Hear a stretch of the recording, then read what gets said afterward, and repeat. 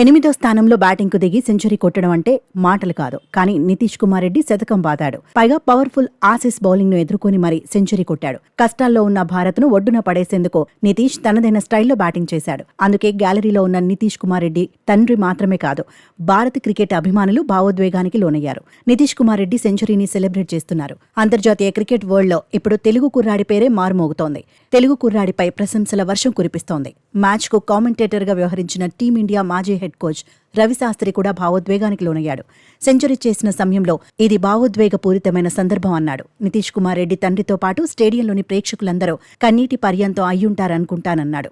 Ravi Shastri emotional అయిన scenes కూడా ఇప్పుడు సోషల్ మీడియాలో వైరల్ గా మారాయి. మరోవైపు సెంచరీలో మహమ్మద్ సిరాజ్ కు కూడా నితీష్ కుమార్ రెడ్డి క్రెడిట్ ఇచ్చాడు.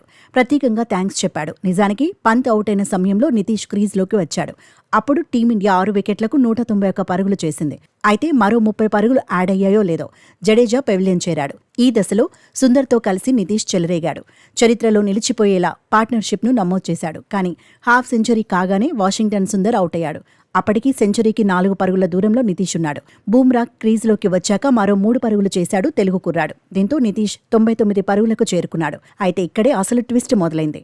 కమిన్స్ బౌలింగ్లో బూమ్రా పెవిలియన్ చేరాడు. ఈ టైంలో అసలు నితీష్ సెంచరీ కొడతాడా లేదా అని అభిమానులు ఆందోళన చెందారు. ఎక్కడ సిరాజ్ అవుట్ అవుతాడో అని భయపడ్డారు. కానీ 3 బంతులు డిఫెన్స్ ఆడిన తర్వాత నితీష్కు సిరాజ్ స్ట్రైక్ ఇచ్చాడు.